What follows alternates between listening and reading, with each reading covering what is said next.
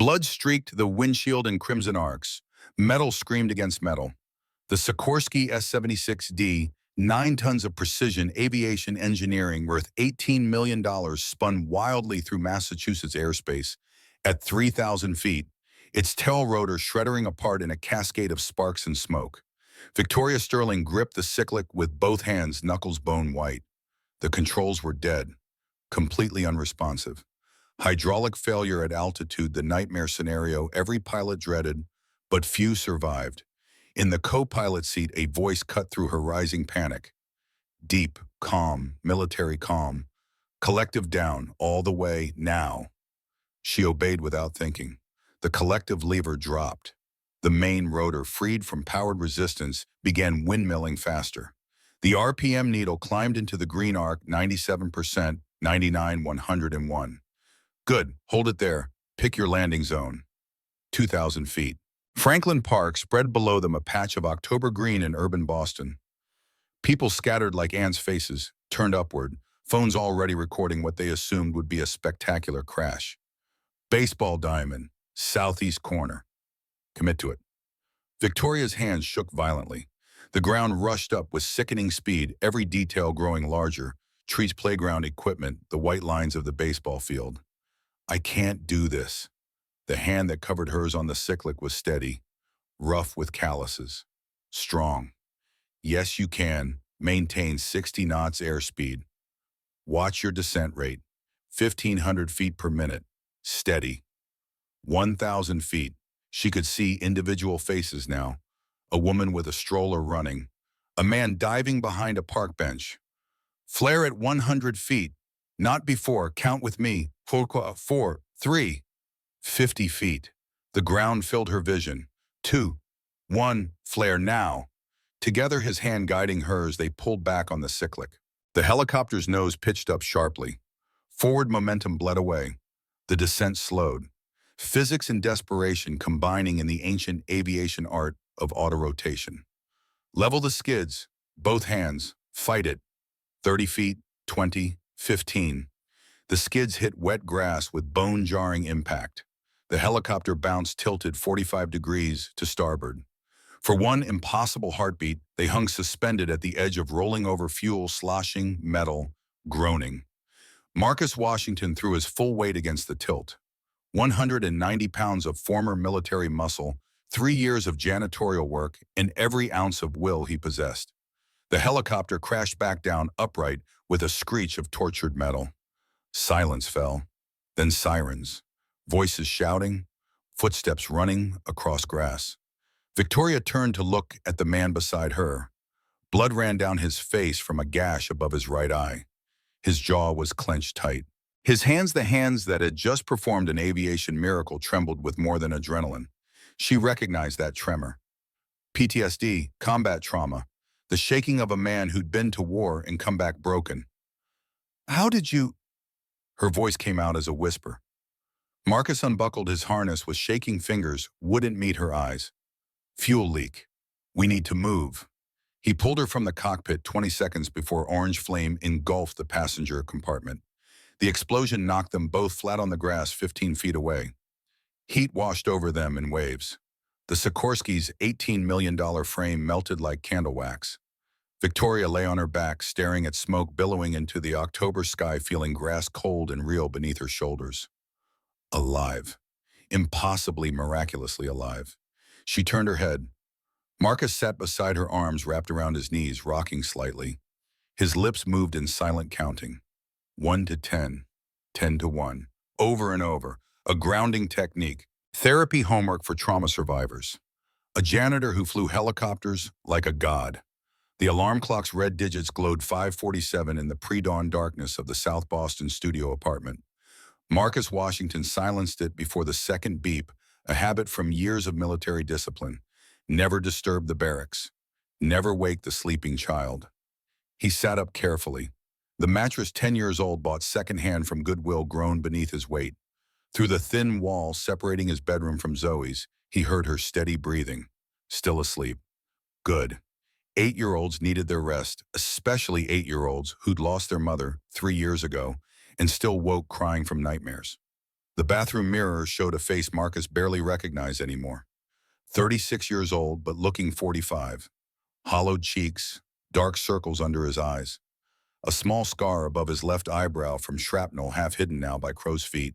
The man in the mirror had flown Black Hawks through the mountains of Afghanistan, had logged 1,500 combat hours with the 160th Special Operations Aviation Regiment, the Night Stalkers, the most elite helicopter pilots in the United States military. That man was gone, dead as Sarah, dead as the family in Fallujah.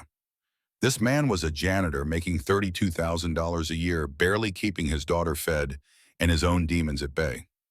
Marcus splashed cold water on his face, took the orange prescription bottle from the medicine cabinet, sertraline 100 milligrams. For PTSD and major depressive disorder, the VA psychiatrist had explained 3 years ago when Marcus could barely string together coherent sentences. When the nightmares were so bad he'd wake up punching walls screaming in Arabic, Sarah's name tangled up with the names of people he'd killed or failed to save. He dry-swallowed 2 pills, the bitter taste familiar as regret. The small kitchen held a rickety table, 2 mismatched chairs, and a refrigerator that hummed too loudly. Marcus made oatmeal on the ancient electric stove, 50 cents a serving, filling enough to keep Zoe's belly full until her lunch. Added cinnamon and a drizzle of honey the way Sarah used to make it. "Daddy." Zoe stood in her doorway wearing pink pajamas with cartoon cats, her hair a cloud of tight curls that Marcus had not yet learned to tame properly, despite 3 years of YouTube tutorials and advice from Mrs. Patterson next door. "Morning, baby girl. You're up early." "Bad dream." She padded over on bare feet, climbed into his lap without asking permission because she'd never needed it. 8 years old and wise beyond measure, old before her time, shaped by loss into something both heartbreaking and beautiful. Marcus wrapped his arms around her. "Want to talk about it?" "Mama was in a fire." Zoe's voice came out small. "She was trying to tell me something, but I couldn't hear because of the noise." His chest tightened. The car accident that killed Sarah hadn't involved fire, just a drunk driver running a red light, crushing the driver's side of her Honda Civic. Sarah's last breath drawn alone while paramedics worked frantically, and Marcus was 3,000 miles away in Germany processing his medical discharge paperwork. "Just a dream, Zoe. Mama's safe in heaven, remember?" "I know, but she looked worried, like she wanted to warn me about something." Children's intuition. Sarah used to say Zoe inherited her grandmother's gift, seeing things others missed, feeling trouble before it arrived. Marcus had dismissed it as superstition until Fallujah taught him that some people truly did see beyond the veil of ordinary perception. "What do you think she was warning about?" Zoe tilted her head, considering with the seriousness she brought to all questions. "About you, Daddy, that you're sad, that you pretend to be okay, but you're sad inside, and one day the sadness is going to leak out." Direct hit, 8 years old, and she'd identified the truth Marcus spent every waking hour concealing. He kissed the top of her head, inhaled the coconut scent of her kid's shampoo. "Maybe a little sad, baby, but I'm okay, I promise." Ms. Chen says it's okay to be sad. She says feelings are like weather, they come and go. Zoe pulled back to look at him with those impossibly old eyes. "And Daddy, when can we get a new mama?" The question shouldn't have shocked him. She'd asked variations of it before, but it still landed like a punch. "Sweetie, not to replace her. I know we can't replace Mama, but other kids have moms, at pickup, at school plays, and I—" She trailed off, bottom lip trembling. Marcus cupped her face in both hands. "Someday, Zoe, when God sends the right person, when we're both ready, I promise." "Do you promise? Promise, or just regular promise?" "Promise, promise. Cross my heart." She seemed satisfied with that, wiggled out of his lap to investigate the oatmeal situation, declared it acceptable but requiring more honey. They ate breakfast together as October dawn crept through the windows, turning darkness to gray, and Marcus tried not to calculate how many hours until he could sleep again. His shift at Titanfall Aerospace started at 6 p.m., ran until 2 a.m. 8 hours of mopping floors and emptying trash cans, invisible labor performed by an invisible man. At 7:30, Mrs. Patterson knocked 3 soft raps that meant, "I'm here for Zoe." The 70-year-old woman next door had been Marcus's salvation for 3 years, watching Zoe during the overnight shifts when daycare was closed and Marcus's schedule made traditional childcare impossible. She refused payment beyond grocery money and occasional help with her cable bill. Said she'd rather spend time with a smart, beautiful girl than sit alone watching television waiting to die. Morning, Angel. Mrs. Patterson held out her arms. Zoe went to her with easy affection. We're making pancakes today. Real ones, not that instant box nonsense your daddy tries to pass off as food. I heard that, Mrs. P. You were meant to. She winked. Go on now, get some sleep. You look like death warmed over. Marcus thanked her, watched them disappear into apartment 3B, then returned to his own space. Stripped down to boxers, set his alarm for 3 p.m. time to pick up Zoe from St. Catherine's Elementary, help with homework, make dinner, drive her back to Mrs. Patterson's for the overnight. He lay in bed staring at the water stain on the ceiling, shaped vaguely like a bird with outstretched wings. Sleep should have come easily. He'd been awake 22 hours. But his mind spun through its usual cycle of worries. Rent due in 12 days. Zoe's shoes falling apart. The Honda's check engine light blinking ominously for the past month repair costs he couldn't afford. The pill bottle on his nightstand, running low. Refill required copay he didn't have. And beneath everything else, the nightmares waiting. Fallujah. The family. The intelligence report that said, hostile target confirmed, when it should have said, civilian vehicle do not engage. His finger on the trigger. The Hellfire missile screaming away from the Black Hawk's mounting bracket. The explosion. The screaming. 4 children. 2 adults. All survived technically. The father lost his left arm. The mother her legs. The children their sense of safety in a world where American helicopters brought death without warning. Marcus had been court-martialed, found not guilty following orders, acting on provided intelligence, everything by the book. But the guilt didn't care about legal verdicts. Neither did the nightmares. Neither did the tremor in his hands that made flying impossible, now reflexes compromised, confidence shattered. He'd lost his wings, lost his career. Lost, Sarah, not directly, but the timing felt connected. The universe delivering compounded punishment for sins real and imagined. Sleep finally dragged him under around 9 a.m. When he woke at 3, the bird-shaped water stain looked less like wings and more like talons reaching down. Victoria Sterling's morning began at 5:30 in her penthouse overlooking Boston Harbor. Floor-to-ceiling windows framed the city in gold and glass, expensive and distant. The apartment itself was a study in minimalist design, white walls, chrome fixtures, furniture that prioritized aesthetics over comfort. A showroom, a magazine spread, anywhere but a home. She stood in silk pajamas drinking green juice that cost $18 and tasted like punishment, scrolling through overnight emails on her tablet. 47 new messages, 12 requiring immediate response. 3 marked urgent by Richard Torrance, her CFO, who had an unfortunate tendency to label everything urgent, regardless of actual priority. The quarterly reports stared back from the screen columns of red numbers that should have been black. Revenue down 18% year over year. The Lockheed Martin contract, $200 million in Apache helicopter component manufacturing, delayed 6 months, while government bureaucrats reviewed environmental impact studies and union negotiations dragged through additional rounds of arbitration. Her father would have known how to fix this. William Sterling had built Titanfall Aerospace from nothing over 30 years, transforming a small machine shop into a billion-dollar defense contractor through force of will and strategic ruthlessness. Victoria had watched him work, studied his methods, absorbed his philosophy. Never show weakness. Never apologize. Power respects power. 6 months since his plane went down over the Atlantic. No survivors. No warning. Just a routine flight to meet investors in Nantucket that ended with wreckage scattered across 3 miles of ocean in a closed casket funeral because there wasn't enough left to bury. The FAA investigation concluded mechanical failure.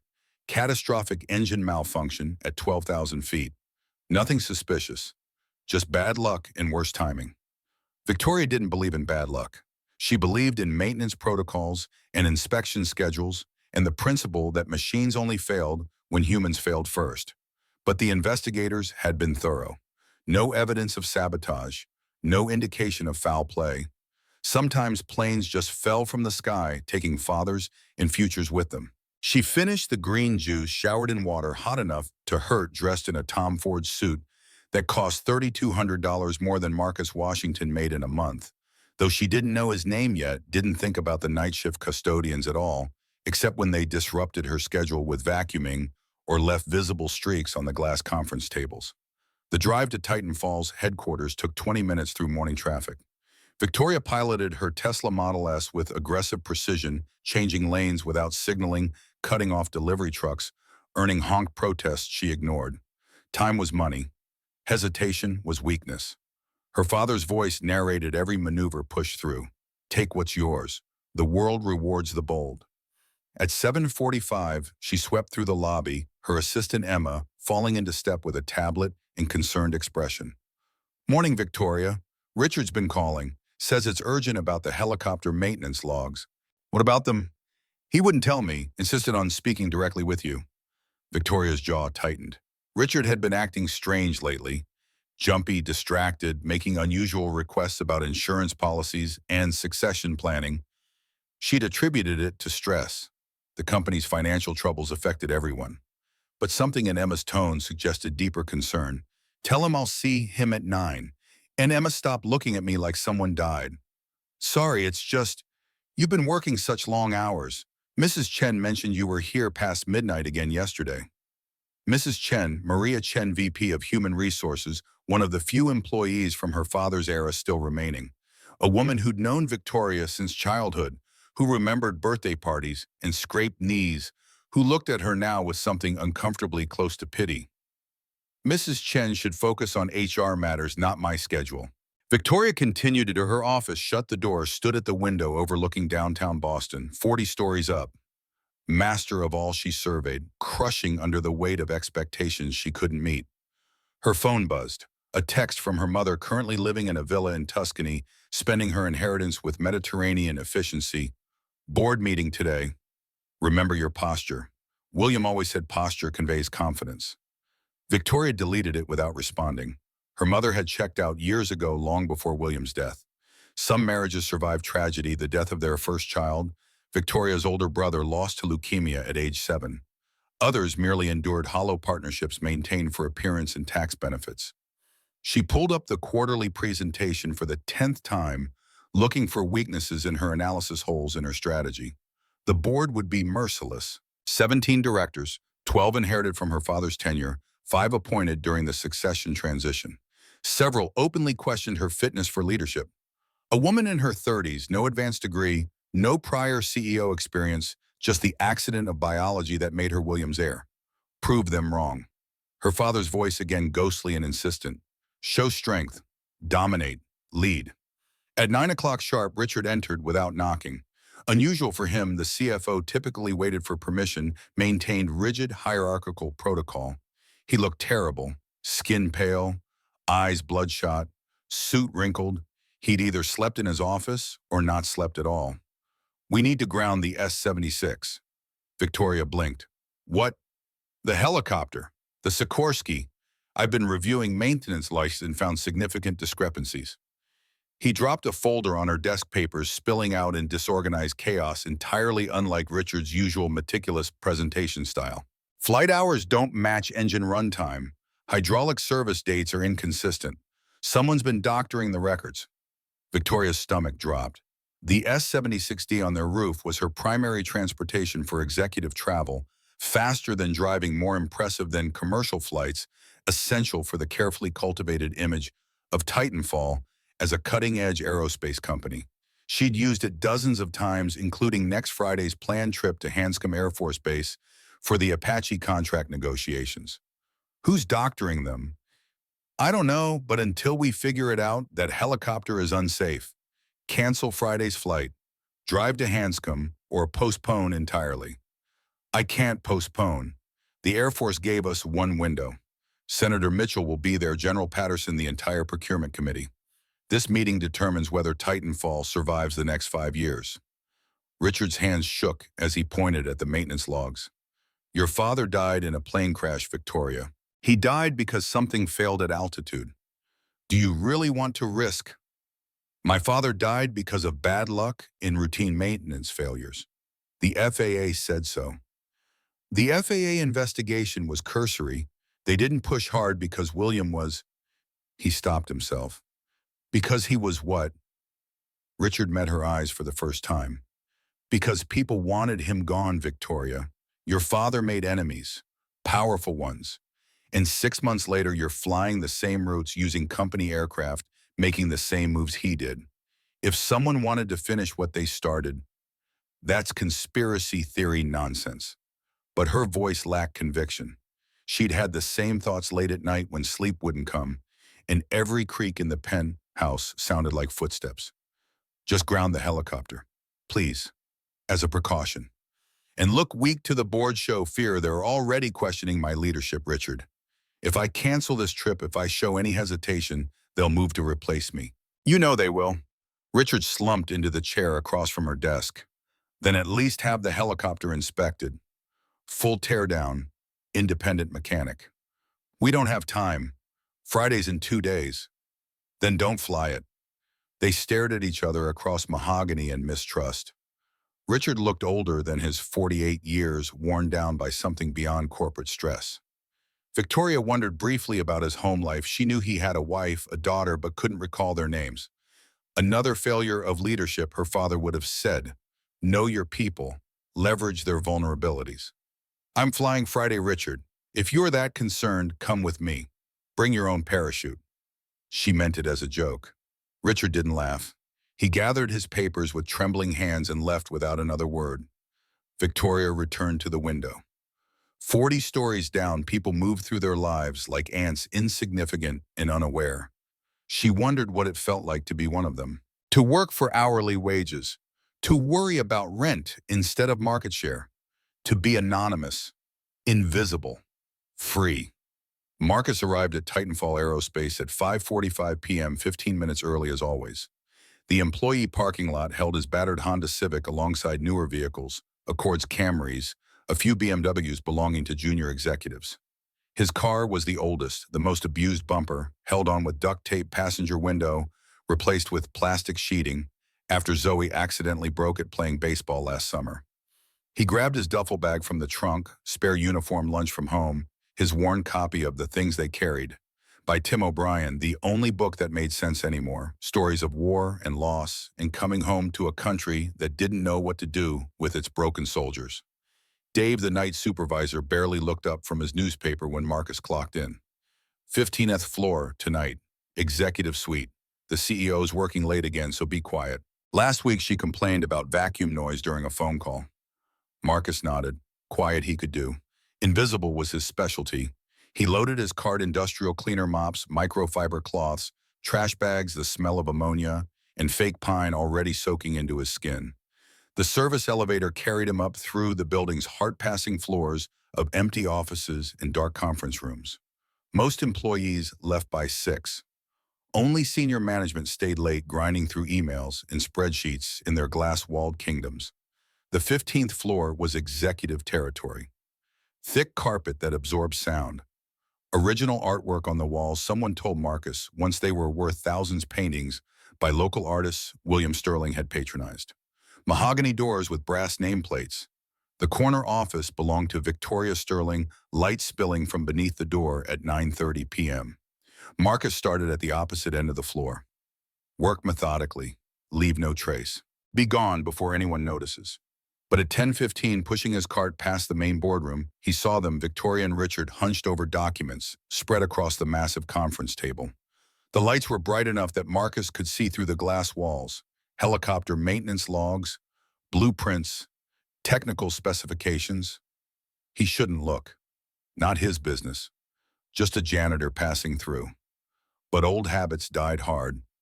Night stalker habits. Notice everything. Miss nothing. The survival instinct that kept him alive through 1,500 combat hours that recognized patterns civilians missed, threats hiding in plain sight. He glanced at the open maintenance log on the table. One quick look, just enough to register the numbers. Sikorsky S-76D, registration N847TF, total flight hours, 1247 engine, runtime hours 981 hydraulic system service, last performed 03/15/2024, 266 hours missing. Flight hours should match engine runtime within 5 hours margin of error. Minor discrepancies from ground checks and maintenance tests. But 266 hours represented systematic falsification. Either someone was flying off books, conducting unauthorized operations, or someone was doctoring the records to hide inadequate maintenance. Either scenario was catastrophic for aircraft safety. Enjoying the view, Victoria's voice sliced through his concentration like a blade. She stood in the boardroom doorway, arms crossed, expression carved from ice. Marcus straightened, met her eyes, felt the weight of her contempt settle over him like familiar armor. No, ma'am, just passing through. Passing through, you were staring at confidential documents. I apologize. Won't happen again. She walked closer. Her perfume, expensive floral something French that cost more than his monthly rent, overwhelmed the ammonia smell of his cleaning supplies. She was tall, maybe 5'9" in her heels, with sharp features and blonde hair pulled into a ruthless bun, beautiful in the way sculptors carved marble into inhuman perfection. You know what's funny? Her voice dripped condescension. That helicopter has a fly-by-wire system worth more than you'll make in 10 years. Dual Pratt & Whitney turboshaft engines putting out 2,200 combined horsepower. Full glass cockpit with synthetic vision capability. 4-axis autopilot. She gestured at the maintenance logs like presenting evidence in court. But you wouldn't understand any of that, would you? People like you just exist in the background, pushing mops, emptying trash, never thinking about the actual work happening around you. Marcus kept his face neutral. Years of military discipline. Never react. Never give them satisfaction. No, ma'am. Good. Know your place. She turned back to Richard, who stood in the boardroom looking uncomfortable. And don't touch anything. Last thing we need is greasy fingerprints on sensitive documents. The door closed with a soft click that somehow felt like a slammed vault. Marcus stood alone in the hallway, fluorescent lights humming overhead, his reflection distorted in the polished chrome trash can beside him. 36 years old, a ghost in gray coveralls, invisible except when someone needed a target for their frustration. He continued his rounds, emptied trash cans, vacuumed carpets, cleaned bathrooms, but his mind wouldn't let go of those numbers. 266 hours. The kind of discrepancy that suggested either criminal negligence or deliberate sabotage. And Victoria Sterling planned to fly that helicopter in 2 days. At 11:30, Marcus finished the 15th floor and moved down to executive offices on 14. Most doors were locked, but he had master keys for all common areas and restrooms. He was cleaning the men's room when he heard voices through the ventilation shaft sound carrying strangely through the building's architectural quirks. Richard's voice stressed and urgent. Friday morning, 8 a.m. departure. She refused to ground the aircraft. Another voicemail digitally distorted. Good. The compound is already in the hydraulic system. Undetectable until altitude and temperature trigger crystallization. At 10,000 feet, complete hydraulic failure. She'll have maybe 30 seconds. Marcus froze, mop dripping dirty water onto pristine tile. Richard again, I need more time. If I could just... You've had 6 months. The Morettis want their money. $85 million. You pay it back or your family pays the price. Your choice. My wife is dying. Stage 4 cancer. Just leave her in peace, please. That depends on whether Victoria flies on Friday. Stick to the plan. Saturday morning, the insurance policy pays out. $100 million to you as interim CEO. 85 to us. 15 for you. Everyone wins. Except Victoria. Collateral damage, just like William. The line went dead. Silence filled the ventilation shaft. Marcus stood perfectly still, processing. Richard Torrance, CFO of Titanfall Aerospace, was conspiring to murder Victoria Sterling the same way he'd murdered her father 6 months ago. Hydraulic sabotage disguised as mechanical failure. The Moretti crime family, Boston's most powerful organized crime syndicate, providing both pressure and resources. And Victoria had no idea she was flying to her execution in 40 hours. Marcus finished cleaning on autopilot, his mind racing through options. Call the police. They'd want evidence. A janitor's word against the CFO's overheard through ventilation wouldn't pass probable cause standards. The FBI, same problem. And if the Morettis owned police and judges, which organized crime families typically did, any official report might trigger retaliation against Richard's family or accelerate the timeline against Victoria. No, this required a different approach. Marcus pushed his cart to the service elevator, descended to the ground floor, clocked out at 1:58 a.m. Drove home through empty Boston streets, passing homeless encampments under highway overpasses, late-night diners serving third-shift workers, the invisible infrastructure of a city that only showed its true face after midnight. Mrs. Patterson's light was still on. She waited up sometimes, worried about him driving home exhausted. Marcus tapped softly on her door. How was she tonight? Sweet as always. Finished her homework without complaining. Drew another picture, you'll want to see it. Mrs. Patterson handed him a sheet of construction paper, crayon marks in bright primary colors. 3 figures. A tall man with dark skin, a small girl with puffs of hair, and between them a woman with yellow hair and a blue dress. All 3 holding hands. Above them a son with a smiling face. Below a caption in careful 8-year-old print, our forever family. Marcus stared at the drawing. She drew a mother. Asked me what your boss looked like. I showed her the company website. Victoria Sterling's photo is on the leadership page. Zoe said, that's her, that's the one. Wouldn't explain what she meant. Children's intuition, Zoe's gift for seeing connections others missed. Marcus thanked Mrs. Patterson, carried Zoe to his apartment, tucked her into bed without waking her. Sat at his kitchen table with the drawing and a glass of water and the crushing weight of an impossible decision. Victoria Sterling had humiliated him, called him stupid, dismissed his existence. She represented everything wrong with privilege and power. The casual cruelty of those who'd never known struggle, who measured worth in bank accounts and pedigrees. She deserved no loyalty from him, no protection, no sacrifice. But 40 hours from now, she'd climb into a sabotaged helicopter and die screaming at 10,000 feet because a desperate man loved his family enough to commit murder, and a crime syndicate needed to erase evidence of embezzlement. And Marcus Washington, former Chief Warrant Officer 3, with the 160th Special Operations Aviation Regiment, possessed the knowledge and skills to save her life. If he was willing to expose himself, risk everything, become visible. He looked at Zoe's drawing, 3 figures holding hands. A family that didn't exist yet, but could in some impossible future, where janitors married billionaires and broken soldiers found redemption. Our forever family. The sun was rising when Marcus finally made his decision. He had 40 hours to modify a sabotage, write emergency procedures, and prepare for a confrontation that would either save Victoria Sterling's life or destroy his own. He pulled out his phone, scrolled through contacts he hadn't called in 3 years. Found the number for Colonel Benjamin Hayes, his former commanding officer, the man who'd held Marcus while he sobbed through the Fallujah aftermath, who'd fought to prevent his court-martial, who'd written the letter that got him medically discharged instead of dishonorably. The text he sent was simple. Sir, need a favor, big one. Can you help with witness protection for a family of 3?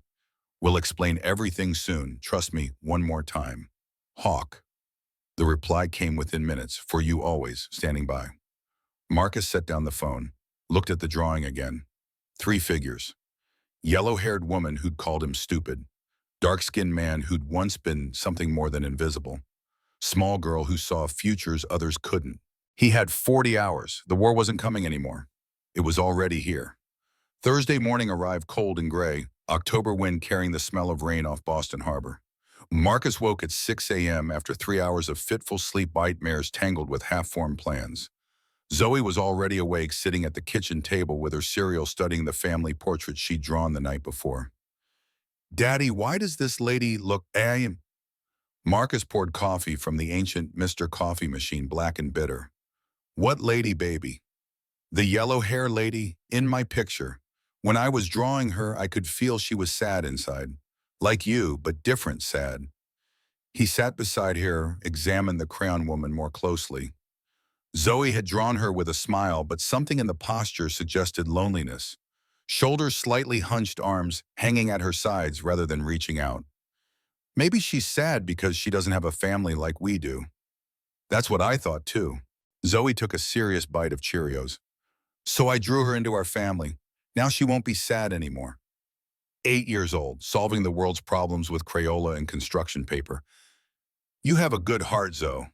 I got it from you and Mama. She studied him with those old eyes. Are you going to help the sad lady today? Marcus froze spoon halfway to his mouth. What makes you think I'm helping anyone? Because that's what you do. Mrs. Patterson told me about when you were a soldier. She said you saved lots of people. And Mama used to say you couldn't stand seeing people hurt even when helping them hurt you. The accuracy staggered him. Sarah had understood him completely, the compulsion to protect a shield to take bullets meant for others. It had made him a brilliant combat pilot and a terrible husband, always volunteering for the dangerous missions, always choosing strangers over family until family was gone. Sometimes helping people is complicated, baby girl, but you're still gonna try, right? Because that's who you are. Marcus kissed the top of her head, inhaled coconut shampoo and childhood innocence. Yeah, I'm still gonna try. At 7:30 after dropping Zoe at school, Marcus drove to a storage unit in Dorchester he'd rented 3 years ago and barely visited since. Unit 247, 10 by 10 feet climate-controlled, containing everything from his old life that didn't fit in the new one.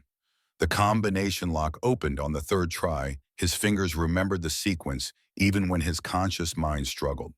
Inside, cardboard boxes labeled in Sarah's handwriting, kitchen stuff.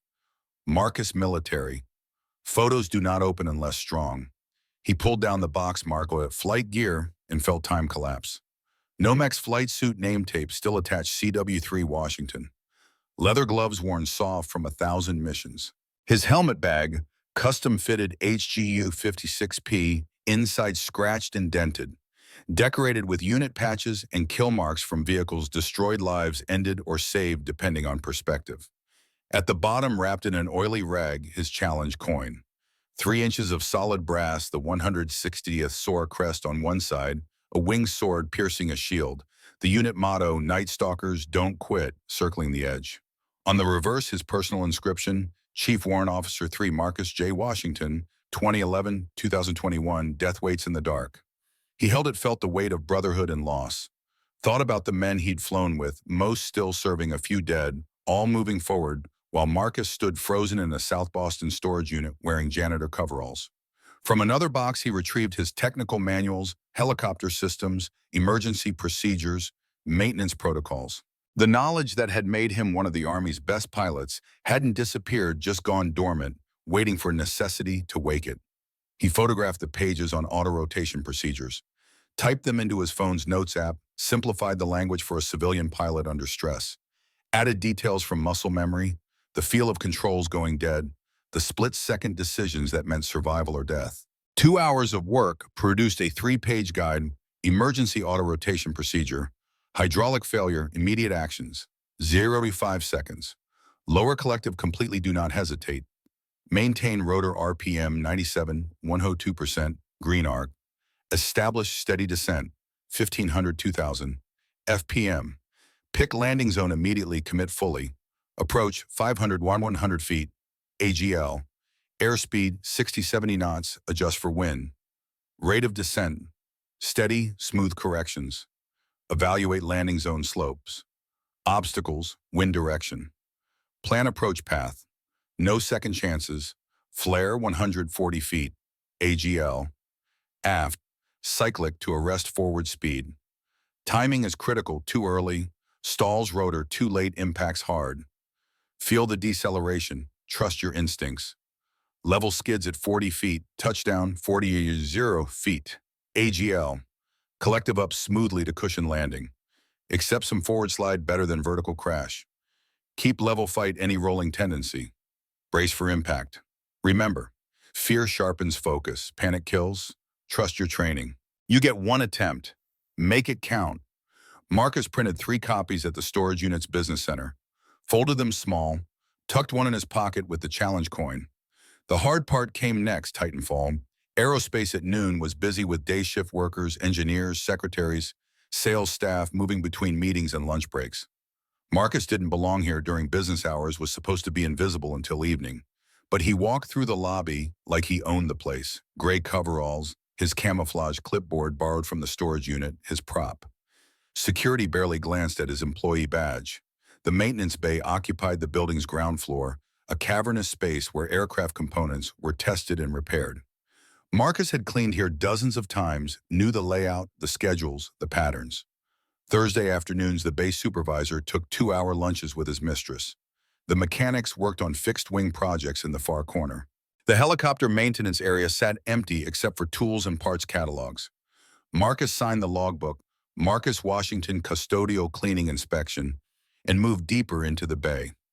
Found what he needed in the chemical storage room, 5-gallon containers of MIL-H5606 hydraulic fluid, the aviation-grade standard used in most helicopters. Red when contaminated, purple when pure. He filled a 2-quart bottle, sealed it carefully, tucked it inside his coveralls. The roof access required a supervisor keycard, but Marcus had watched the maintenance chief punch the code enough times to memorize it. 7419, the month and year Titanfall was founded. The stairwell climbed 40 stories, emergency lighting, casting everything in sickly yellow. Marcus's legs burned by floor 35, too many nights on concrete floors, too many skipped gym sessions, the erosion of a body that once ran 12-minute 2 miles and maxed the Army PT test. The roof door opened onto wind and sky. The Sikorsky S-76D sat on its helipad like a sleeping predator, 9 tons of precision, engineering capable of speeds exceeding 170 knots, service ceiling of 15,000 feet, carrying capacity for 12 passengers in luxury. $18 million of death trap. Marcus approached carefully, checking sightlines. No cameras on the roof. Insurance considered it low risk. Who would steal a helicopter from downtown Boston? The maintenance panel was secured with a simple padlock, the kind Marcus could pick in 30 seconds, with tools from his storage unit. 22 seconds, actually. Rust had made the tumbler sticky. Inside the panel, the hydraulic system gleamed in afternoon sunlight. Dual independent circuits, redundancy built into every component, each system capable of maintaining control if the other failed. Reservoir pumps, lines, servos, all color-coded, clearly labeled, maintained according to strict schedules. Except someone had compromised the system. Marcus touched the reservoir fluid with his fingertip, rubbed it between thumb and forefinger. The viscosity was wrong, too thin. The color slightly off, more brown than purple. And when he sniffed beneath the standard petroleum smell, something acidic, chemical, wrong. He thought about what he'd heard through the ventilation shaft. The compound is already in the hydraulic system, undetectable until altitude and temperature trigger crystallization. Crystallization meant the fluid would solidify under specific conditions, cold temperatures at altitude, the physics of pressure, and molecular bonding. The helicopter would climb normally, function perfectly until 10,000 feet, when atmospheric pressure dropped and temperature fell, and the hydraulic fluid transformed from liquid to sludge. Total control failure. 30 seconds to impact. No recovery possible at that altitude. Richard had engineered it perfectly. The same method that killed William Sterling 6 months ago, refined and repeated. Marcus couldn't simply drain the contaminated fluid. Richard would notice, would sabotage again, or accelerate the timeline. And Victoria wouldn't believe warnings from a janitor had made that abundantly clear last night. No, Marcus needed a different approach. He carefully drained 30% of the contaminated fluid from the reservoir, refilled it with the pure MIL-H5606 he'd brought. The math ran through his head automatically. If the compound crystallized at 10,000 feet, with full contamination, dilution should lower the threshold. 30% dilution meant crystallization at approximately 7,000 feet. Still dangerous. Still catastrophic. But survivable if the pilot was good and lucky and followed emergency procedures exactly. Marcus resealed the maintenance panel, pocketed his lockpicks, stood. The Boston skyline spread before him, hundreds of thousands of people living ordinary lives, unaware that a janitor on a roof was trying to save a billionaire who despised him. His phone buzzed. Text from Colonel Hayes, protection team ready, location and identities when you give word. Stay safe, Hawk.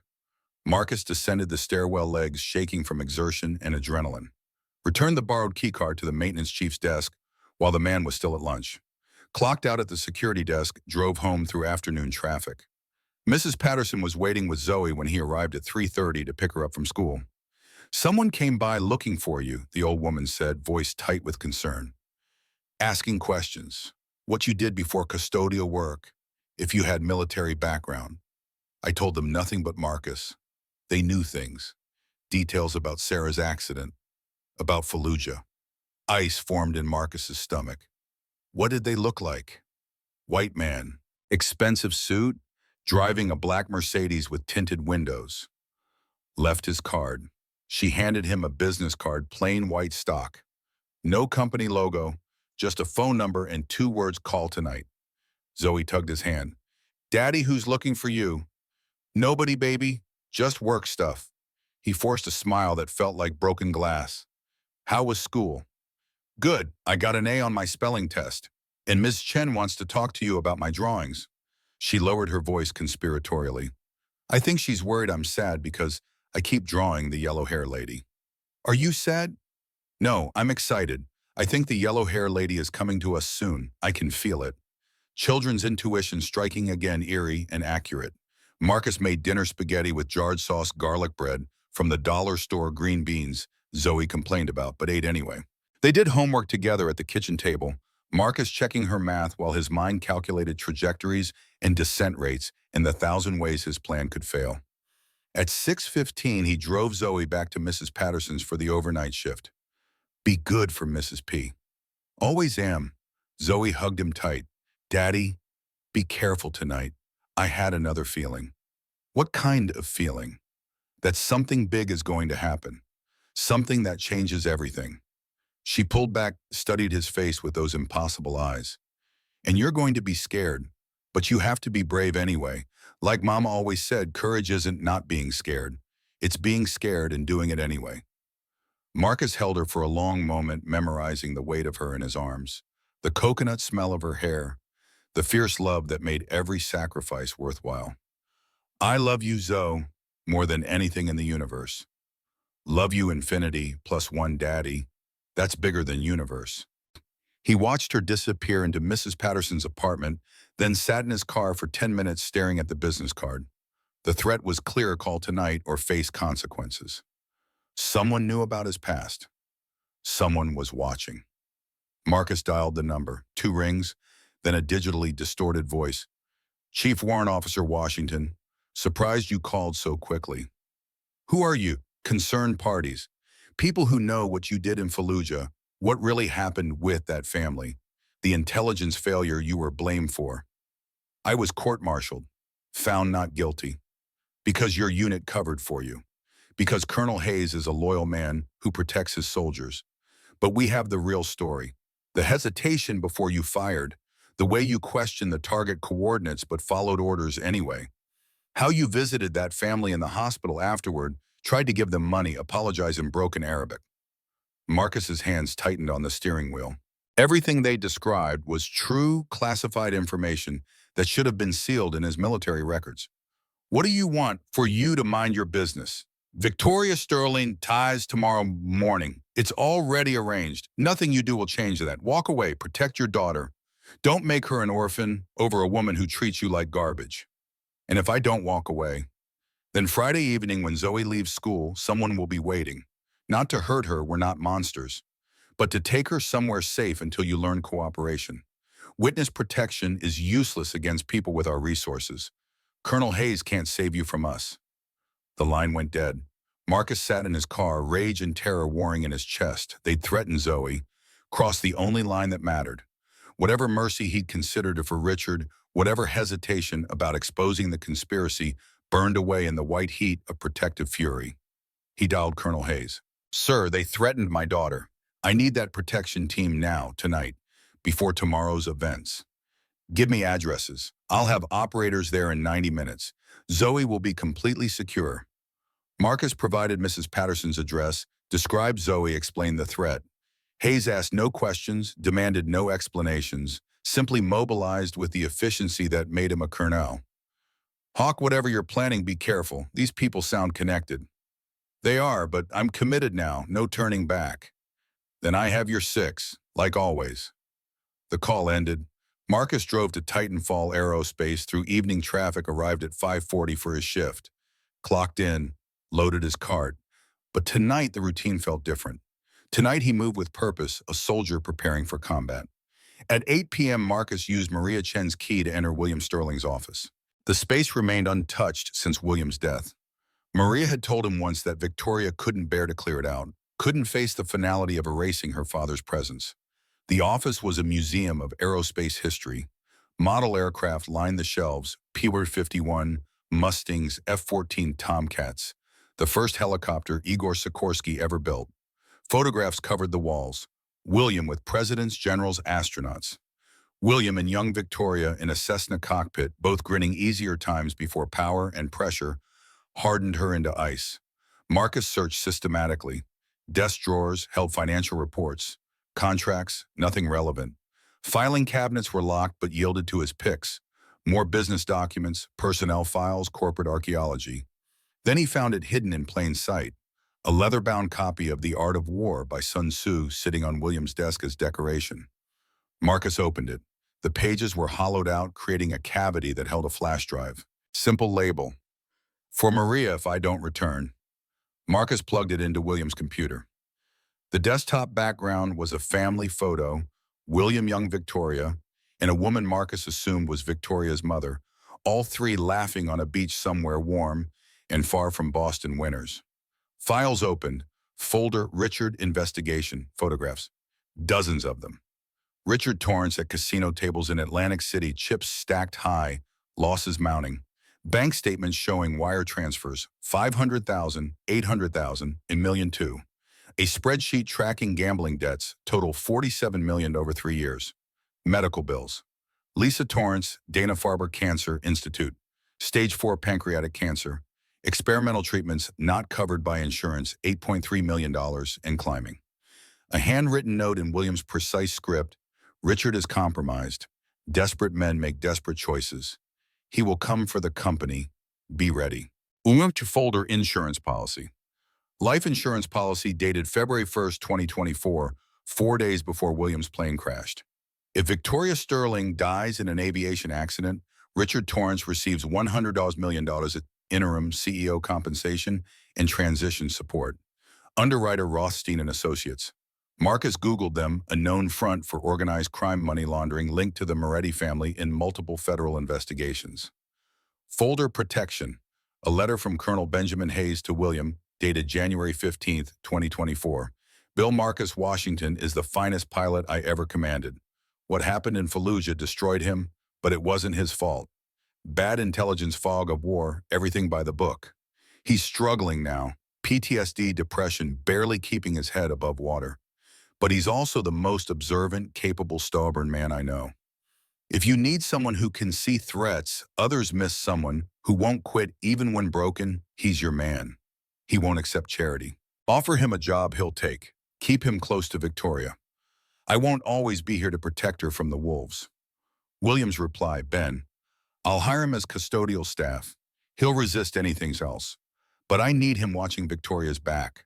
I've made too many enemies. Stepped on too many powerful toes. If something happens to me, and I think something will, Marcus needs to be in position to protect her. She won't trust easily. She's too much like me, but when the time comes, he'll be there. I'm counting on it. Marcus sat back processing. William Sterling had known he was going to die, had known Richard was compromised, had positioned Marcus as a sleeper agent, a guardian his daughter would never suspect, until the moment she needed saving. 3 years of mopping floors. 3 years of invisibility and humiliation. All part of a dead man's chess game, moves planned from beyond the grave. The office door opened. Maria Chen entered, unsurprised to find Marcus at William's desk. You found it. He knew. Everything. Not everything. William suspected Richard was being blackmailed, didn't know the full extent of the Moretti involvement until too late. His plane went down before he could act. Maria sat in the chair across from the desk. The day before he died, William came to me, gave me the flash drive, said if anything happened, I should give it to you specifically. Not the police, not the FBI, you. Why me? Because William trusted Colonel Hayes completely, and Hayes trusted you, said you were the kind of man who'd do the right thing even when it cost everything. Maria's eyes were sad. Are you going to save her, Marcus? Even though she treats you terribly? Even though she doesn't deserve it? Marcus thought about Victoria's contempt, her casual cruelty, the coffee spilled on clean floors and insults delivered in front of cameras. Thought about Zoe's drawing 3 figures holding hands, a family that didn't exist. Thought about William's faith, Hayes's recommendation, The weight of expectations from dead men and broken soldiers. Yeah, I'm gonna save her. Then you need to know everything. Maria pulled out her own folder, years of HR records and observations. Victoria isn't cruel by nature. She's terrified. Her mother left when she was 16, couldn't handle the pressure of being William Sterling's wife. Her older brother died when she was 8, leukemia, slow and horrible. William poured himself into the company afterward, left Victoria emotionally abandoned. She learned that vulnerability meant pain, that showing weakness invited loss. Maria opened a photograph. Young Victoria, maybe 20, laughing with a young man Marcus didn't recognize. She was engaged once. Jason Pemberton, Harvard MBA, seemed perfect. Turned out he was after her money, cheated on her with her best friend. Victoria found them together 2 weeks before the wedding. She's never dated seriously since. Hasn't let anyone close. Convinced herself that power and control were safer than love. That doesn't excuse how she treats people. No, but it explains it. And Marcus, tomorrow, when you save her life, she's going to fight you every step of the way. She'll resist vulnerability, resist rescue, resist you. Because accepting help means admitting she's not invulnerable, and that terrifies her more than dying. Marcus absorbed this, fitted into his tactical planning, target assessment, psychological profile. Victoria Sterling wasn't just a CEO to extract from danger. She was a wounded person who'd built walls so high she couldn't see out anymore. I need to plant the emergency procedures in the helicopter tonight. And my challenge coin. So she knows I'm military when she finds them. The roof access code is 7419. But Marcus, they're watching. Whoever's working with Richard, they'll know if you interfere. Let them know I'm done hiding. Maria studied him for a long moment. William saw something in you, past the trauma and the PTSD and the broken parts. He saw the warrior underneath.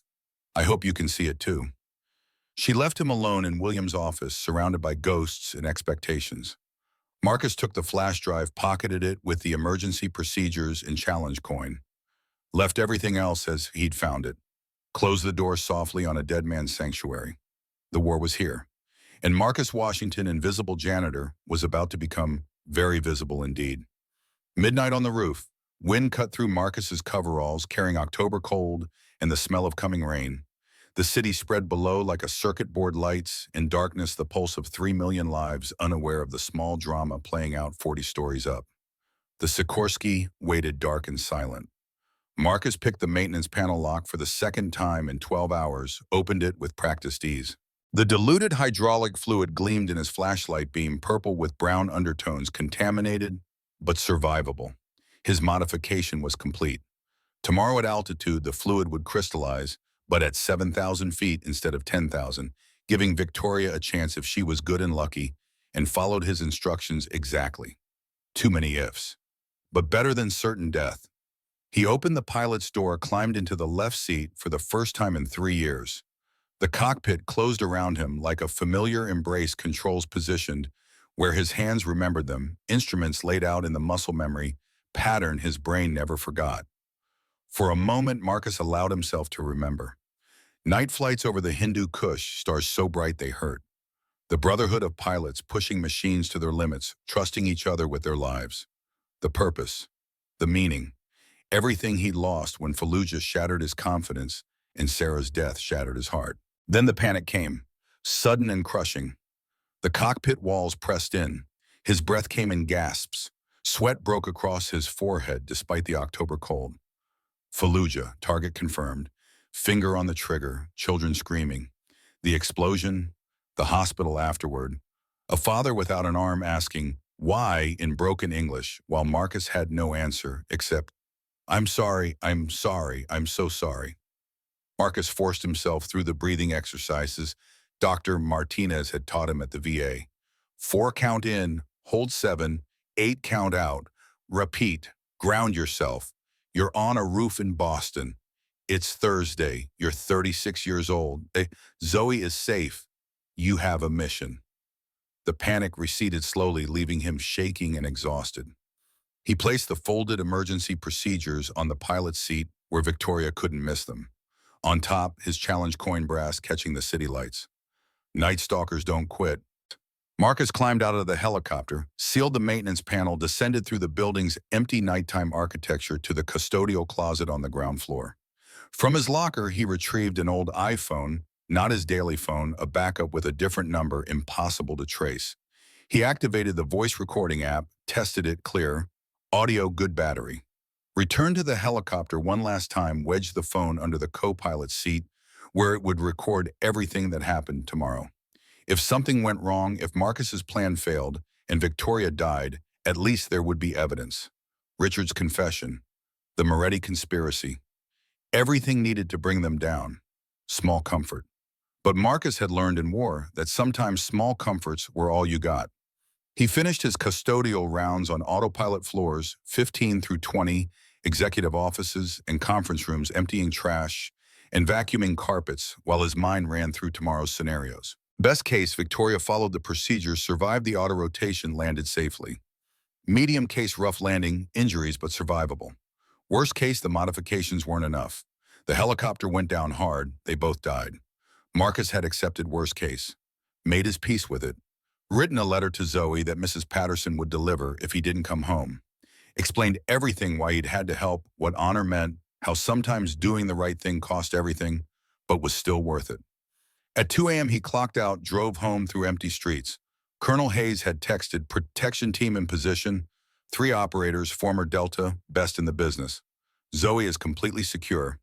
Mrs. Patterson briefed and cooperating. You're clear to operate. Marcus allowed himself a moment of relief. Whatever happened tomorrow, Zoe would be safe. He lay in bed not expecting sleep, but finding it anyway, his body's survival mechanism overriding conscious anxiety. Dreamed of helicopters and explosions and a yellow-haired woman falling through clouds while Marcus tried desperately to catch her, but his hands kept slipping, kept failing, always inches too short, until she disappeared into darkness below. Woke gasping at 5 a.m. Friday, the day everything changed. Marcus showered, shaved, dressed in his cleanest jeans and a button-down shirt he usually saved for parent-teacher conferences. Not his custodial uniform. If he was going to confront a CEO and save her life, he'd do it as himself, not invisible, not a janitor, a soldier, a father, a man who'd survived war and loss and 3 years of humiliation to stand ready when needed. He drove to Mrs. Patterson's apartment at 6:30. The protection team was invisible but present. Marcus spotted them with his trained eye, one in a parked van with tinted windows, one at the coffee shop across the street, one on the apartment building roof with a rifle case that probably held more than camera equipment. Mrs. Patterson opened her door, Zoe already dressed and eating breakfast. Daddy, you're early and you're wearing your nice shirt. Got something important today, baby girl. The yellow hair lady, Marcus knelt down eye level with his daughter. Yeah, the yellow hair lady, she's in danger and I'm going to help her. I knew you would. Zoe hugged him tight. Be brave, Daddy. And remember, sometimes the people who need help most are the ones who fight it hardest. You have to help them anyway. Wisdom from an 8-year-old. Marcus held her for a long moment, memorizing everything, her weight, her warmth, her absolute faith in him. I love you, Zoe, remember that. Whatever happens today, I love you more than anything. I know, Daddy, and I love you infinity plus 1. He kissed the top of her head, stood nodded to Mrs. Patterson. The men outside, their friends. Protection. If anyone tries anything, they'll handle it. I trust you, Marcus. Zoe trusts you. Now go do what you do best. Save people. Marcus drove to Titanfall Aerospace through Friday morning rush hour, arrived at 7:30. Victoria's Tesla was already in the executive lot. Richard's Lexus 3 spaces over. The stage was set. The players in position. At 7:58, Marcus walked through the main lobby in street clothes. No coveralls, no cart, just a man with purpose. Security looked confused but didn't stop him. His badge still worked, even if he wasn't dressed for custodial duties. The elevator climbed to the 15th floor, executive territory, where janitors belonged only when invisible. Victoria's assistant, Emma, stood at her desk outside the corner, office phone pressed to her ear. Saw Marcus approaching. Her eyes widened. I'm sorry you can't. He's not supposed to be on this floor during business hours. Marcus walked past her, opened Victoria's office door without knocking. Victoria sat at her desk reviewing flight plans on her tablet, dressed in a custom flight suit that probably cost more than Marcus's monthly rent. She looked up annoyed, then recognized him. Confusion crossed her face, the janitor in street clothes during business hours. "What are you doing here?" "Saving your life." Richard entered behind Marcus, face pale, hands shaking. "Victoria, we need to talk. Right now." She stood, anger replacing confusion. "Both of you need to leave. I have a flight in 30 minutes. Whatever this is." "Your helicopter is sabotaged," Marcus said calmly. "The hydraulic system is contaminated with the compound that will crystallize at altitude. At 7,000 feet, you'll experience complete control failure. You have approximately 2 minutes to execute an emergency auto-rotation landing, or you'll die." Silence filled the office. Victoria stared at him like he'd spoken Mandarin. "Who are you?" Marcus reached into his pocket, pulled out the flash drive, set it on her desk. "Chief Warrant Officer Marcus Washington, 160th Special Operations Aviation Regiment. Your father hired me 3 years ago to protect you. This drive contains everything: Richard's embezzlement, the Moretti conspiracy, how they killed your father, and why they're about to kill you." Victoria's face went white. She looked at Richard. "Is this true?" Richard collapsed into a chair, broken. "I'm sorry, Victoria. I'm so sorry. They have my family. My wife is dying. They threatened Emma. I didn't have a choice." "You always have a choice," Marcus said. "You chose wrong, but there's still time to choose right. Come with me to the authorities. Let me protect your family. Help us take down the Morettis." Richard's phone buzzed. He looked at the screen, terror flooding his features. They know. They know something's wrong. "There's a text: abort or we take Emma now." Victoria moved to the window, stared at the helicopter on the roof.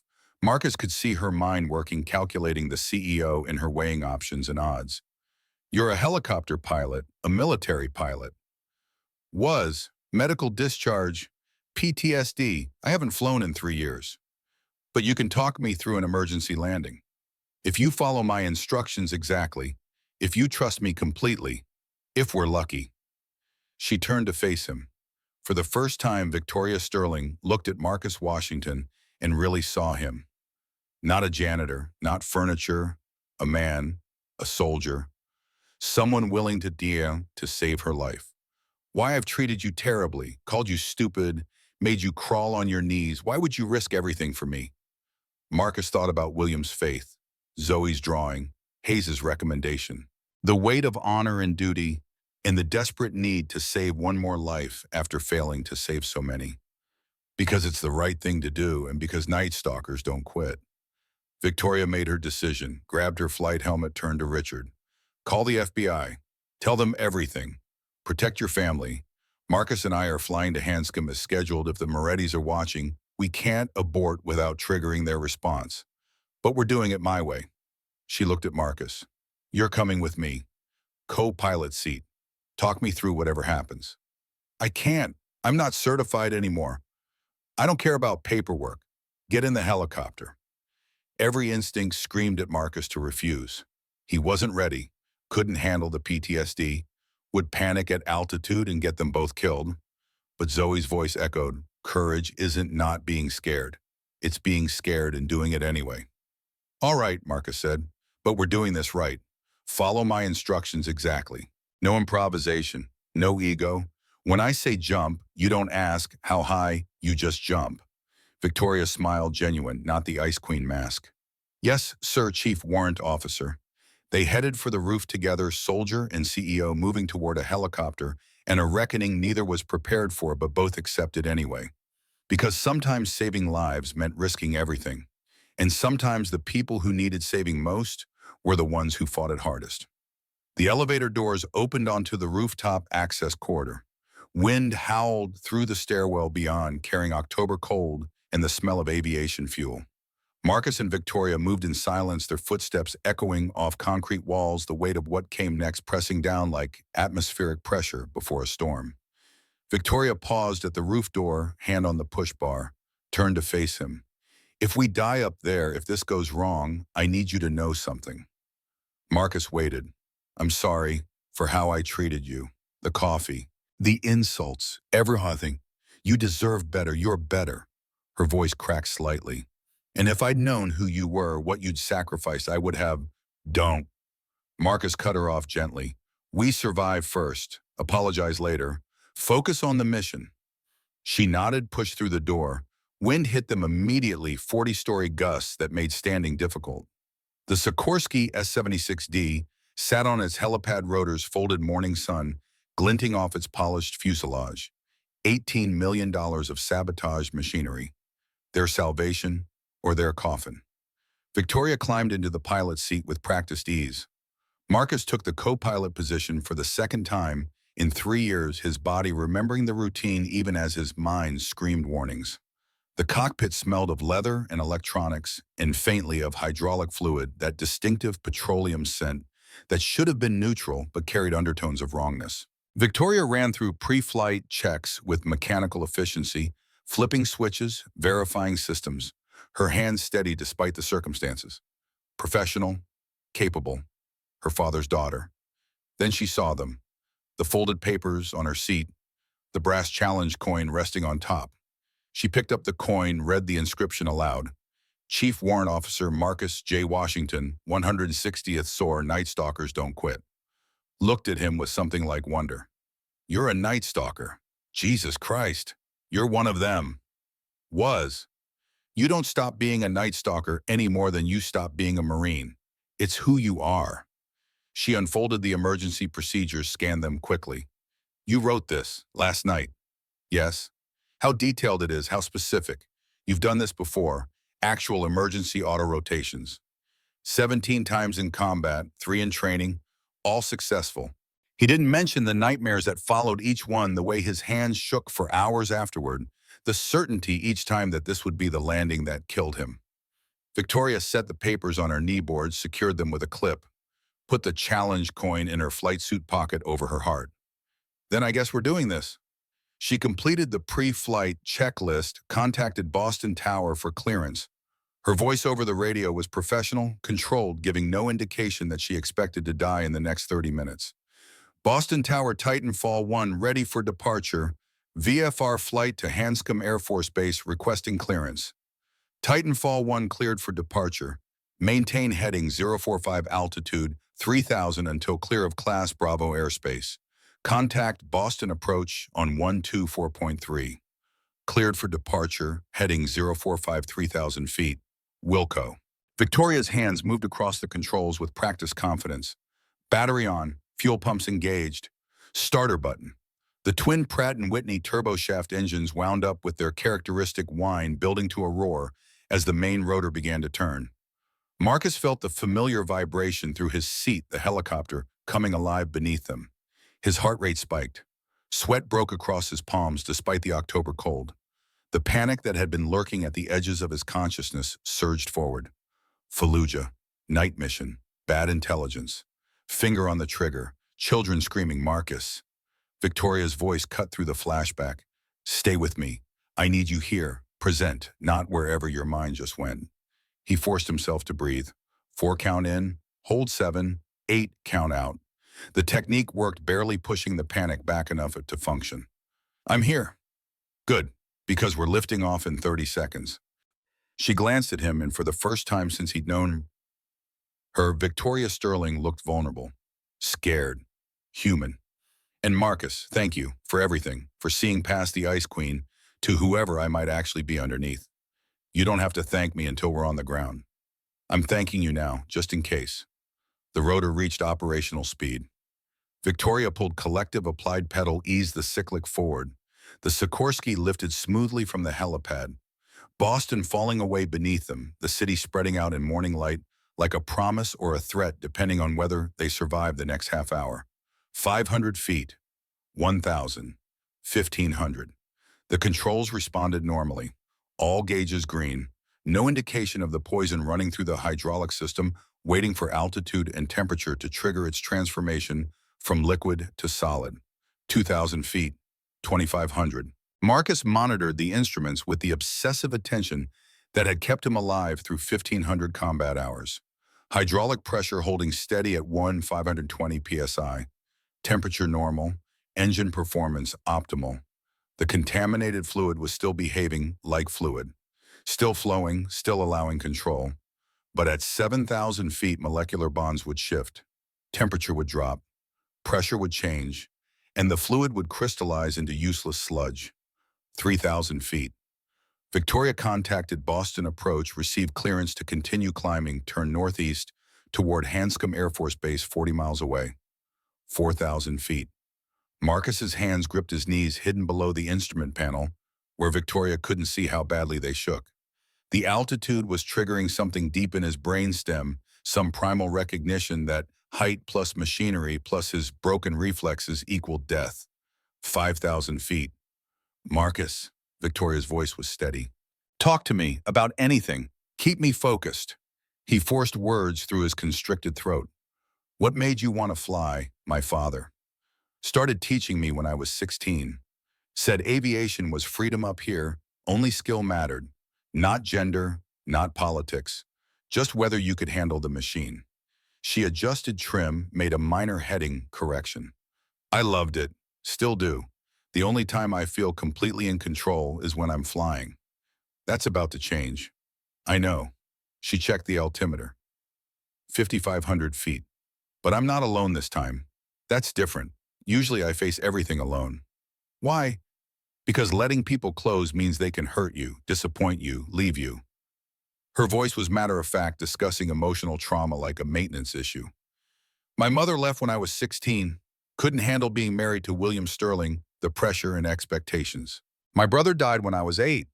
Cancer took 18 months to kill him, slow and horrible. My father poured himself into the company afterward, left me emotionally abandoned. And my fiancée cheated on me 2 weeks before our wedding. She climbed through 6,000 feet. So I learned that vulnerability was dangerous.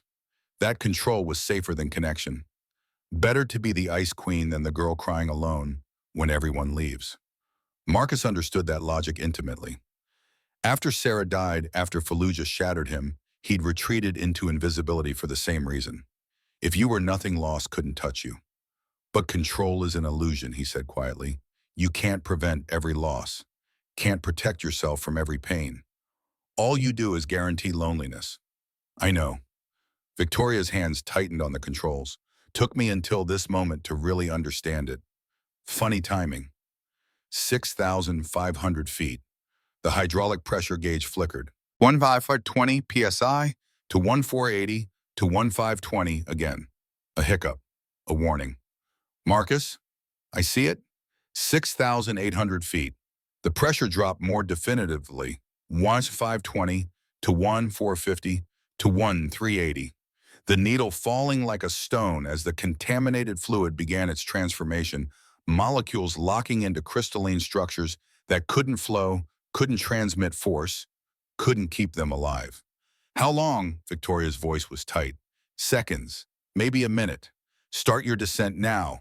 Don't wait for complete failure. She lowered the collective, began a gentle descent. But they needed 7,000 feet for the crystallization to fully trigger, and they were already at 6,900. The cyclic went stiff in Victoria's hand. The pedals resisted her input. Hydraulic pressure dropped through 1,000 psi, through 800, through 500. It's happening, she said, and Marcus heard the edge of panic in her voice. Stay calm. You trained for this. Trust your training. 400 psi, 200, 100, 0. The controls locked completely. Victoria pulled and pushed with no response. They were at 6,900 feet, descending slowly, but without hydraulic assist. They had seconds before the rotor lost effectiveness, and they started falling. Collective down, all the way, now. Victoria dropped the collective to its lowest position. The helicopter's descent steepened immediately, but more controlled.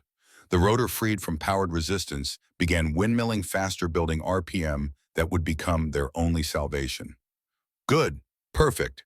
Watch your RPM, 97 to 102%. Green arc. 6,000 feet. 5,500. Dropping fast, now controlled but inexorable. Marcus scanned ahead for landing zones. They were over suburbs, north of Boston, houses, strip malls, schools. No good options. Then he saw it, a high school football field, artificial turf, maybe 200 yards long. Barely adequate, but better than rooftops or highways. See that field dead ahead, maybe 3 miles? That's your target. Residential area. People could be focus, pick your spot, commit to it, no second chances. 5,000 feet, the ground details sharpening with sickening speed. Individual cars visible on roads below, people in yards. A normal Friday morning about to be interrupted by a falling helicopter. Victoria's breathing was rapid, shallow, panic rising. "Breathe with me," Marcus said, his voice dropping into the command tone that had guided pilots through 100 emergencies. "4 count in. You're doing perfect. This is working. Trust the process." 4,000 feet.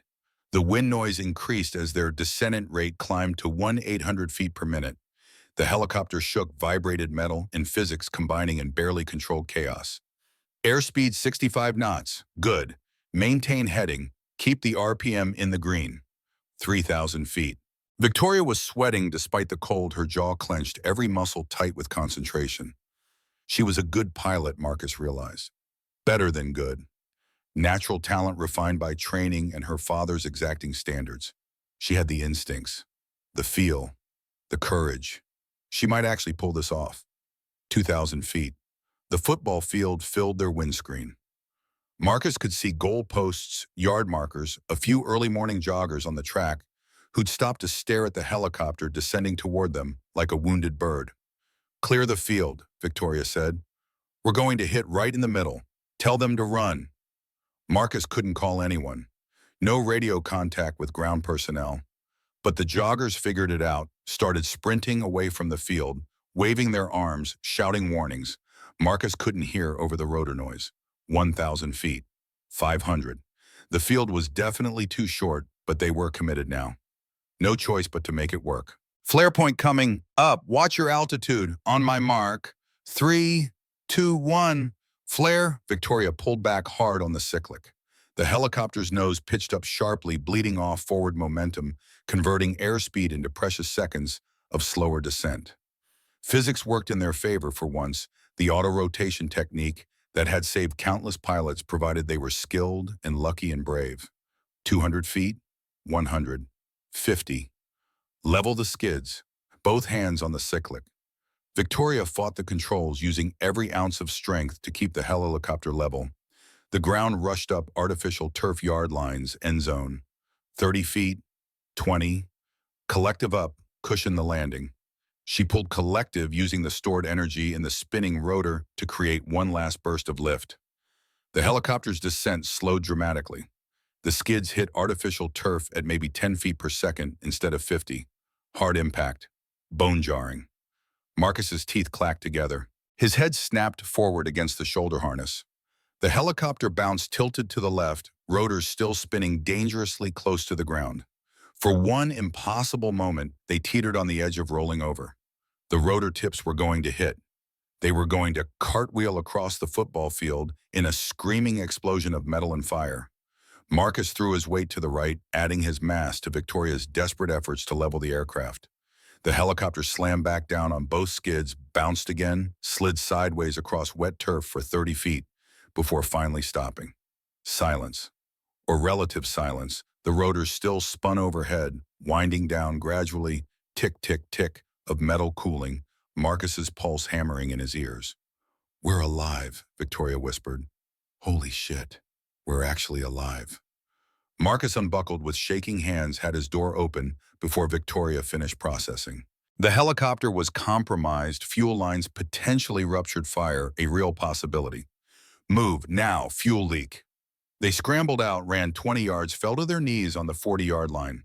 Behind them, the Sikorsky S-76D sat crookedly on the football field, rotors still turning morning sun, glinting off its damaged fuselage. Then came the explosion. Not from their helicopter. From somewhere distant, but close enough to rattle Marcus's chest. He turned to saw a column of black smoke rising from the direction of downtown Boston. From Titanfall Tower. Victoria's face went white. "Richard, oh God, Richard." Marcus pulled out his phone, miraculously intact despite the crash landing. 17 missed calls, dozens of texts, all from Colonel Hayes. Titanfall Tower parking garage explosion. One fatality confirmed. Richard Torrance, car bomb, FBI on scene. Moretti family moving fast. They know about your intervention. Protection team engaging potential threats near your daughter's location. Call me immediately. Situation critical. Marcus dialed. Hayes answered on the first ring. Hawk, you're alive. Barely. Status on Zoe. Completely secure. Moretti sent a team 3 men professional hitters. My operators intercepted them 2 blocks from the school, all 3 in custody singing like canaries about the whole conspiracy. But Marcus Richard Torrance is dead. Car bomb detonated remotely when he tried to leave the building. Victoria made a sound half sob, half gasp. She'd heard enough to understand. Marcus kept his voice level operational. What's our next move? FBI wants statements from both of you. I've arranged protective custody safe house in Concord, 20-minute drive from your position. Local PD is en route to secure the crash site. Media is already swarming. This is going to be national news within the hour. Copy that. We'll be ready. Marcus ended the call, turned to Victoria. She sat on the artificial turf arms wrapped around her knees, staring at the smoke rising from downtown. Tears ran down her face, carving clean lines through the dirt and sweat of survival. He's dead. Richard's dead. Because of me. Because I wouldn't cancel the flight. Because I insisted on showing strength instead of... No. Marcus sat beside her, close but not touching. He's dead because he made choices. Because he stole $85 million and got involved with organized crime and tried to commit murder rather than face consequences. His death is tragic, but it's not your fault. He had a wife, a daughter, 8 years old, same as... She stopped, looked at Marcus.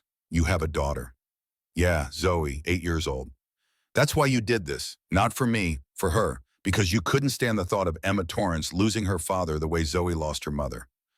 Marcus considered lying, but Victoria deserved truth. Partially, but also because it was the right thing to do. Because your father trusted me to protect you. Because Night Stalkers don't quit even when we're broken and scared and haven't flown in 3 years. Sirens approached from multiple directions, police, fire, ambulances, the whole emergency response apparatus converging on a high school football field where a billionaire CEO and a janitor-turned-pilot had just survived a sabotaged helicopter crash. Victoria pulled the challenge coin from her pocket, studied it in morning sunlight. Your father gave you this. No, my unit commander, Colonel Hayes, day I made chief warrant officer. He said it meant I was part of something bigger than myself. That Night Stalkers took care of each other always, no matter what. Marcus took a shaking breath. I lost faith in that after Fallujah. After I screwed up and nearly killed that family. After Sarah died and the army discharged me. Thought I didn't deserve to keep it. But you did keep it. Yeah, because Hayes told me the coin wasn't about deserving. It was about commitment. About being the kind of person who stands up when it matters, even when it costs everything. He looked at her directly. You're that kind of person too, Victoria. Under all the ice and control. You proved it today. I was terrified. Courage isn't not being scared. It's being scared and flying anyway. She laughed, shaky but genuine. My daughter would like you. Zoe. She says stuff like that too. Wisdom way beyond her years. Victoria stood, offered her hand to help Marcus up. I'd like to meet her, Zoe Vahied, if that's okay. If you think... She already knows you, drew you into our family portrait 3 days ago. Yellow hair, blue dress, holding hands with us. Said she had a feeling you were coming. Victoria stared at him. How could she possibly... Kids know things, see things, especially kids who've lost people. They develop this intuition, this sensitivity to connections others miss. Marcus accepted her hand, let her pull him to his feet. Zoe's been drawing you into our family for weeks, before I knew your name, before any of this, like she saw the future. The first police cruiser pulled onto the field, followed by fire trucks and ambulances. Paramedics rushed toward them with stretchers and medical bags. News helicopters circled overhead, Channel 4, Channel 7 CN. Marcus and Victoria stood side by side, covered in dirt and sweat, and the residue of survival as the world descended to record what they'd survived. This is going to be complicated, Victoria said quietly. Media coverage, board meetings, investigations, and us, whatever we are now. A CEO and her janitor who saved her life. People won't understand. Let them not understand. We know what happened up there. That's enough. Victoria turned to face him fully. Marcus Washington, will you do something for me? Depends what it is. Come work for me. For real. Not as a janitor, as chief of flight safety. Oversee all our aircraft operations. Make sure what happened today never happens to anyone else. 75,000 salary to start. Full benefits. Your own office. Your daughter gets college scholarship fund. And Marcus, you report directly to me. No intermediaries, no bureaucracy, just you making sure Titanfall Aerospace is as safe as humanly possible. Marcus wanted to refuse, wanted to stay invisible, stay safe, avoid the complications that came with stepping into the light. But Zoe's voice echoed in his memory.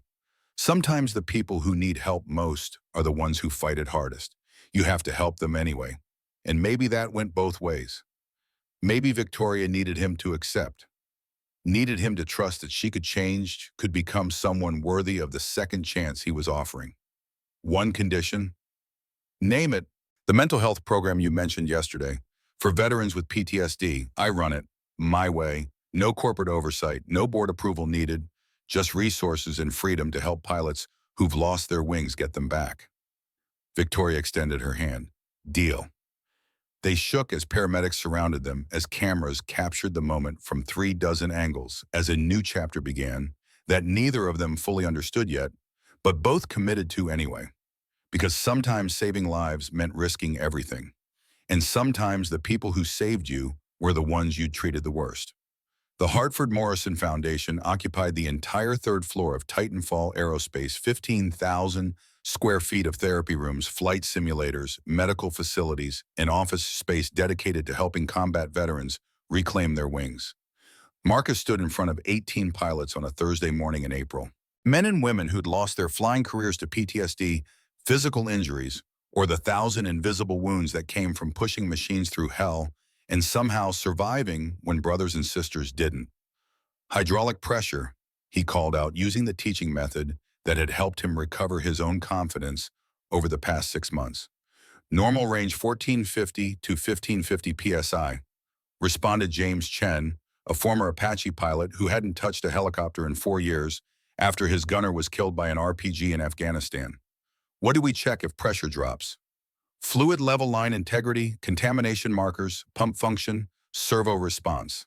This from Maria Santos, different Maria than Chen from HR, who'd flown Blackhawks in Iraq until a hard landing shattered 3 vertebrae and destroyed her medical certification. Marcus nodded. These people knew their material, knew the technical details cold. What they'd lost wasn't knowledge, but confidence. The absolute certainty that when crisis came, they could handle it. He understood intimately. 6 months ago, climbing into that Sikorsky with Victoria, he'd been convinced his broken reflexes would get them both killed. Had been certain that panic would overwhelm training at the critical moment, but it hadn't. And that single successful emergency auto-rotation, that one moment of choosing courage over fear, had begun healing wounds Marcus thought were permanent.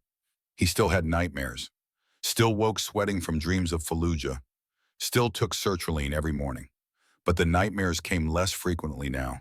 The medication was working better. And most importantly, he had purpose again. Meaning. The thing that made waking up worth the effort. All right, people, let's move to the simulator for emergency procedure practice. Chen, you're up first. Hydraulic failure at altitude. Show me what you've learned. The pilots filed toward the simulator room. Marcus started to follow, then noticed Victoria standing in the doorway watching.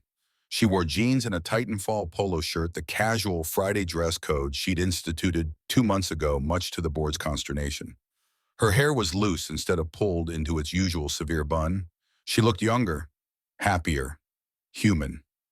How's the new cohort? She asked. Good, really good. Chen's ready to retest for his commercial license. Santos is close. Give her another month. That's 18 graduates in 6 months. Your program is exceeding every projection. Victoria walked into the room, examined the wall of photos, every pilot who'd regained their wings through the Foundation's smiling faces arranged in rows of second chances and hard-won victories. The Pentagon called yesterday. They want to replicate this program at 5 other locations. National Model for Veteran Rehabilitation. That's Zoe's doing. If she hadn't drawn you into, our family hadn't insisted I help the sad yellow-haired lady, none of this exists. Victoria smiled at the nickname that had stuck despite months of knowing each other. Speaking of Zoe still coming to dinner Sunday, she requested I bring that fancy chocolate cake from the North End Bakery. She's been talking about nothing else all week. Fair warning, she's going to ask invasive questions about our relationship status. And what do we tell her? Marcus considered the question that had been hovering between them for months. They'd been taking things slowly, dinner once a week, occasional day trips, with Zoe building friendship first, because both of them had been hurt badly enough to approach vulnerability carefully. But somewhere along the way, friendship had shifted into something deeper. Lingering looks, hands touching, accidentally on purpose.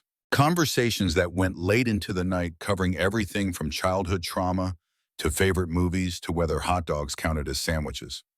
We tell her the truth, Marcus said finally, that we're figuring it out, that relationships are complicated, that adults don't have all the answers either. She'll see right through that diplomatic nonsense.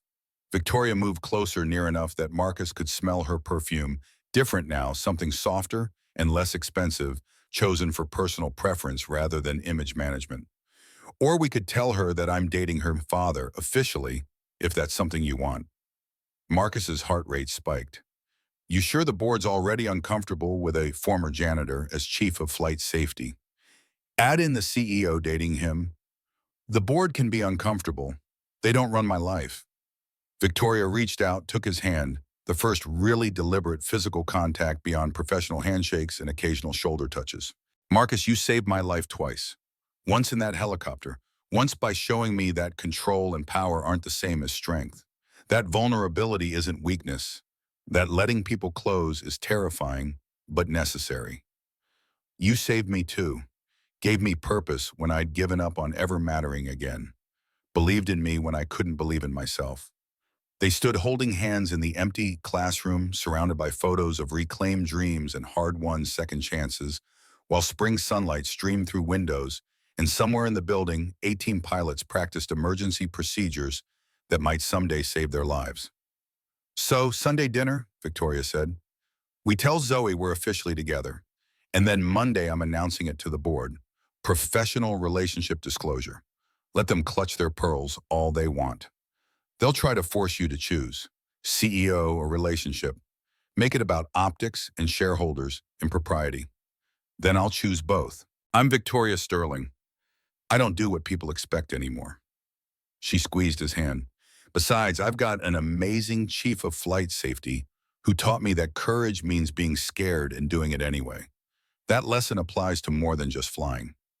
Marcus pulled her closer, wrapped his arms around her waist, felt her settle against him with the kind of trust that took months to build and could be destroyed in seconds. They'd both been broken when they met, both hiding behind armor, hers made of ice and control, his made of invisibility and self-erasure. But piece by careful piece, they'd helped each other heal. Not completely, not perfectly. Healing wasn't linear, and trauma didn't disappear just because you love someone. But together they were stronger than either had been alone. I love you, Marcus said quietly. I know it's only been 6 months. I know we're supposed to take things slow. But I love you, Victoria Sterling, and I'm tired of pretending I don't. She pulled back enough to look at him, and her eyes were wet with tears she no longer tried to hide. I love you too, even though you saw me at my worst, even though I treated you like garbage. You looked past all my defenses and loved the person underneath anyway. They kissed for the first time, soft and tentative, at first then deeper. 6 months of careful restraint breaking down into genuine connection. The kind of kiss that promised futures and second chances and families built from broken pieces glued together with courage. When they finally separated, Victoria laughed softly. Zoe's going to be insufferable about this. She's been telling me for months that we were obviously meant to be together. She drew us into her portrait before we even knew it ourselves. Kids got instincts. She gets that from you. She gets it from her mother. Sarah always knew things before they happened. Used to drive me crazy how often she was right. Marcus felt the familiar pang of loss, but gentler now, softened by time and new love that didn't erase the old but made room beside it. Sarah would have liked you, once you stopped being terrible anyway. Victoria laughed. I'll take that as a compliment. Come on, I need to review the quarterly reports before the board meeting this afternoon. Walk me to my office. They left the classroom hand in hand, and if employees stared or whispered as they passed, neither of them cared. Let people talk. Let the board clutch their pearls. Let society question how a billionaire CEO and a former janitor with PTSD could possibly work as a couple. They knew the truth, had lived it, survived it together. Everything else was just noise. Zoe Washington sat at the dining table in Victoria's penthouse, which had been transformed over the past 6 months from sterile showroom to actual home, complete with family photos and mismatched furniture and crayon drawings held to the refrigerator with magnets carefully arranging place settings. 3 plates, 3 forks, 3 knives, 3 napkins folded into triangles because Victoria had shown her how, and Zoe liked making things look fancy. Is this right, Mama V? She'd started calling Victoria that 2 months ago when they'd agreed that Miss Sterling was too formal, and Victoria felt weird, and Mama V perfectly captured the relationship that was developing. Victoria checked Zoe's work from the kitchen where she was attempting to cook, actually cook, not order expensive takeout with mixed results. Perfect, sweetie. You are better at this than I am. That's because you never practiced. Daddy says practice makes better, not perfect, because perfect is boring. Your daddy is wise. I know. That's why I'm glad you're dating him. He needs someone wise too. You guys match. Zoe moved to the living room window, pressed her face against the glass to watch the street 40 stories below. When's he getting here? Soon. Traffic from Dorchester can be unpredictable on Sundays. Are you nervous? Victoria paused mid-stir of the pasta sauce from the jar because she'd learned to pick her battles. Why would I be nervous? Because tonight's special. I can feel it. Zoe turned from the window with those impossibly old eyes. You are going to tell me something important about you and Daddy. Sometimes the kid was eerily perceptive. Victoria set down the wooden spoon, came to sit on the couch beside Zoe. You're right. We do have something to tell you, but I want to make sure you're okay with it first, because this affects you too. Big changes affect the whole family. You're officially dating, like girlfriend, boyfriend official. Not just friends who eat dinner sometimes. Victoria blinked. How did you? I drew it in my portrait 6 months ago, remember? Before Daddy even saved you in the helicopter. I knew you were going to be our family. Zoe climbed into Victoria's lap, something that had taken 3 months to become comfortable, but now felt natural as breathing. And I'm really, really happy about it, because you make Daddy smile again. Like he used to before Mama died. And you're less sad now, too. I can feel it. I am less sad. Your father helped me understand that being strong doesn't mean being alone. That asking for help isn't weakness. That families come in all different shapes, not just the ones society expects. Like us, we're a weird shape, but we fit together good. We do fit together. Very good. Victoria hugged Zoe close, felt the weight of responsibility and love, and the terrifying joy of maternal feelings she'd never expected to experience. You know what? You're the bravest 8-year-old I've ever met. You lost your mama, but you're still open to loving new people. That takes courage. Daddy says courage is being scared and doing it anyway. I was scared to love you at first. Scared you might leave like Mama did. But then I remembered Mama didn't want to leave. Cancer took her. And you're choosing to stay. That's different. The intercom buzzed. Marcus's voice. It's me, bearing gifts of breadsticks and chocolate cake. Zoe shrieked, jumped off Victoria's lap, ran to buzz him in. 3 minutes later, Marcus emerged from the elevator, carrying grocery bags, looking relaxed in jeans and a button-down shirt, more confident now than he'd been 6 months ago. Purpose and love had restored something essential that trauma had taken away. Daddy, Zoe launched herself at him. Marcus caught her with practiced ease, spun her around while managing not to drop the groceries. Hey, baby girl, you look fancy. Is that a new dress? Mama V bought it for me. It has pockets. The casual use of Mama V made Marcus's eyes go wide.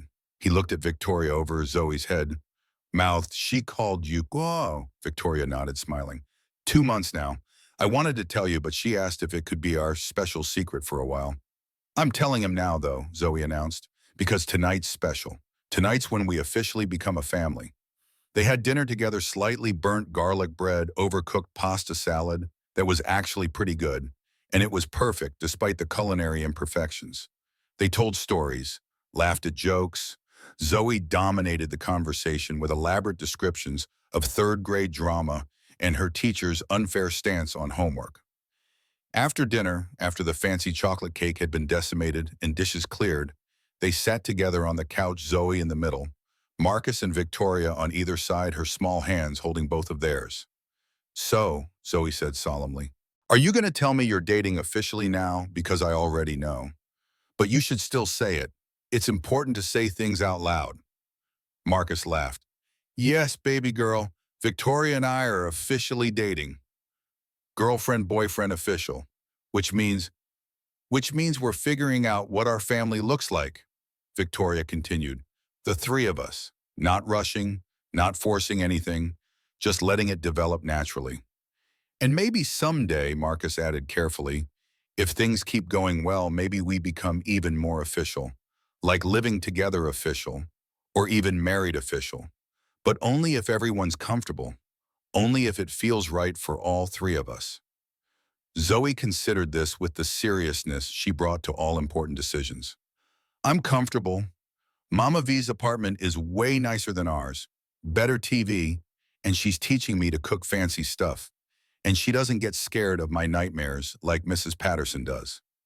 "You have nightmares?" Victoria looked stricken. "You never told me." "Sometimes about Mama, about fires and crashes and losing people." Zoe's voice went small. "But when I stay over here and you check on me, they're not as bad. Like having two parents again makes the scary stuff less scary." Marcus and Victoria exchanged looks over Zoe's head, complex looks that contained grief and hope in the terrifying responsibility of trying to build something good from broken pieces. "Then we keep doing this," Marcus said. "Keep building our weird-shaped family that fits together good. Keep being honest. Keep showing up for each other." "Deal, Sabine." "Deal," Zoe said. "Deal," Victoria echoed. They sat together as evening turned to night, Boston's lights spreading below like constellations. And for the first time in years, for all three of them, the future felt less like a threat and more like a promise. The annual William Hartford Memorial Service drew 200 people to the Titanfall Aerospace Auditorium.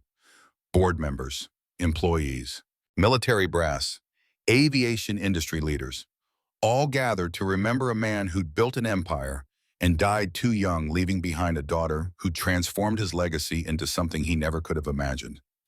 Marcus stood at the podium in his first real suit, custom-fitted Victoria's insistence, with his family in the front row.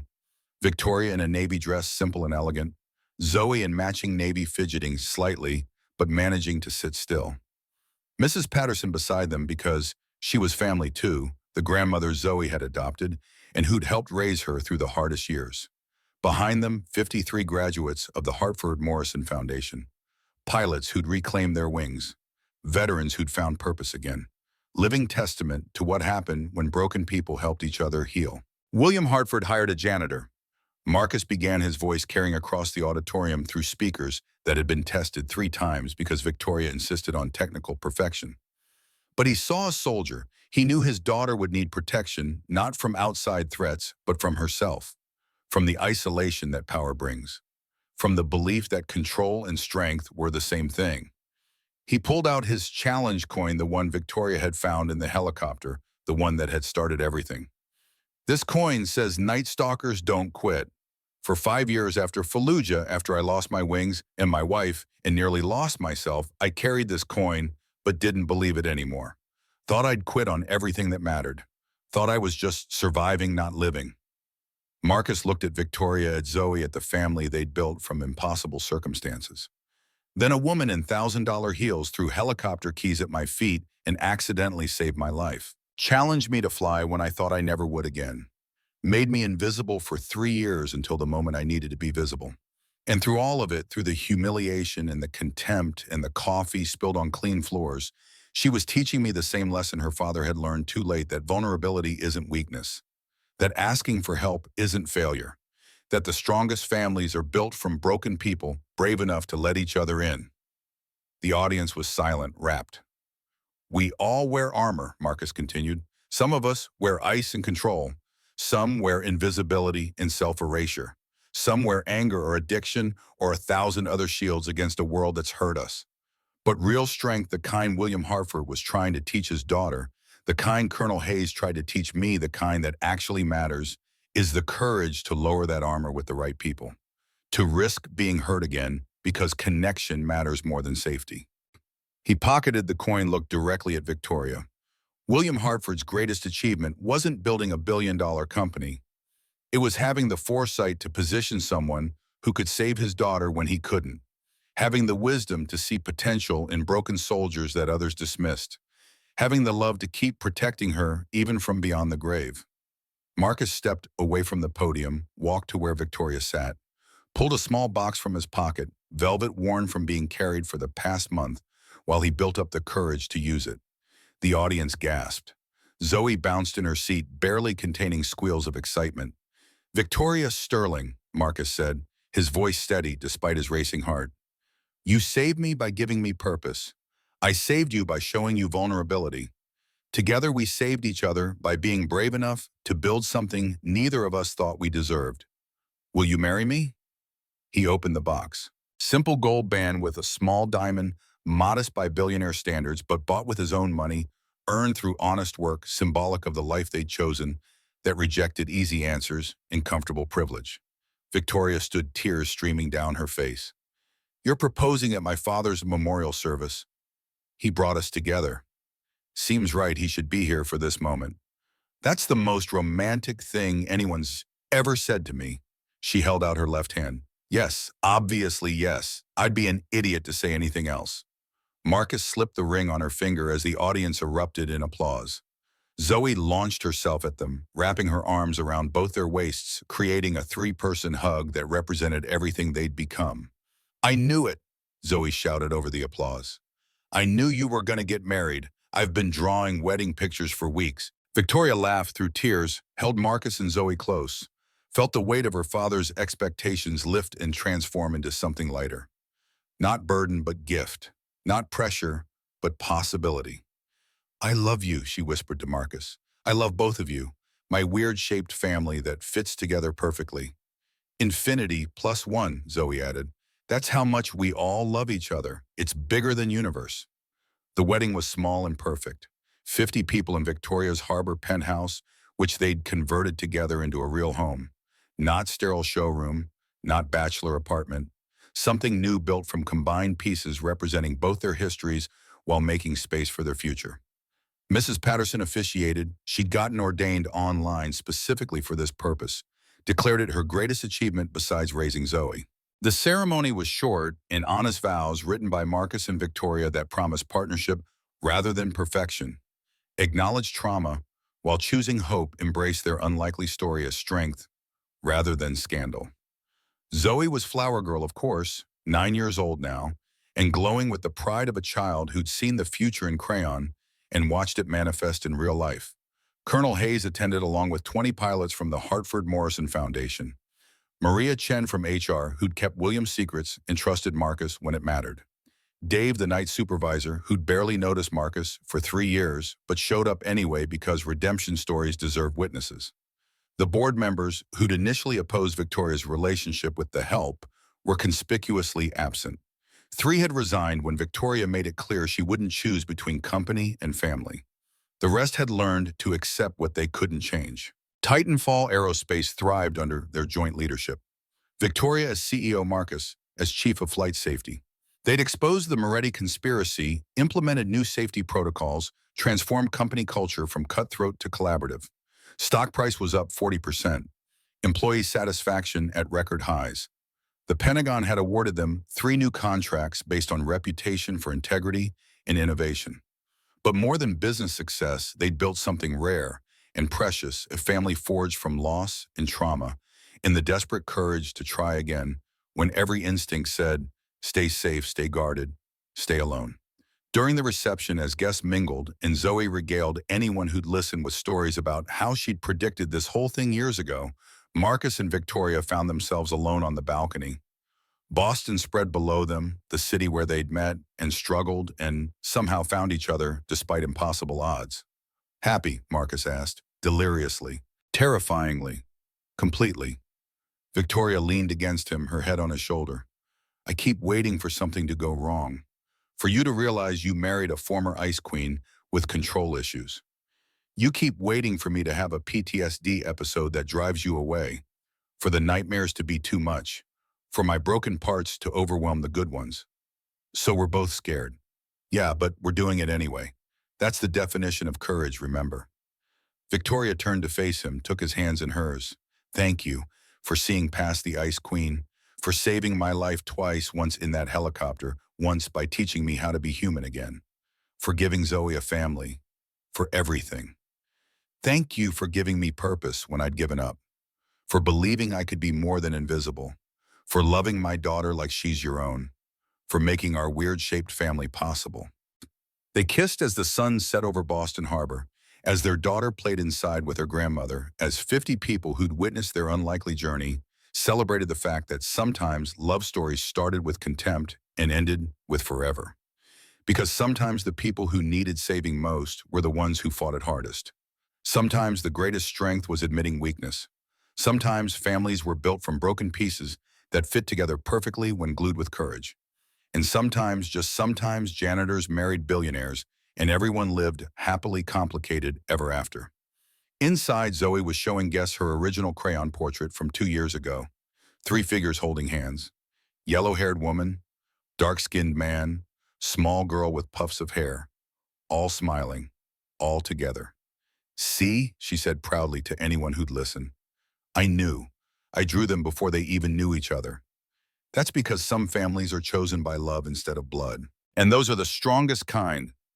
The guests agreed, and somewhere William Hartford and Sarah Washington watched from whatever place souls went after leaving bodies behind, and they were proud of what their loved ones had built from the rubble of loss and the raw material of courage. The end. Or rather, the beginning disguised as an ending. Because every happy ending is really just a new story starting. And this family's story was only just beginning.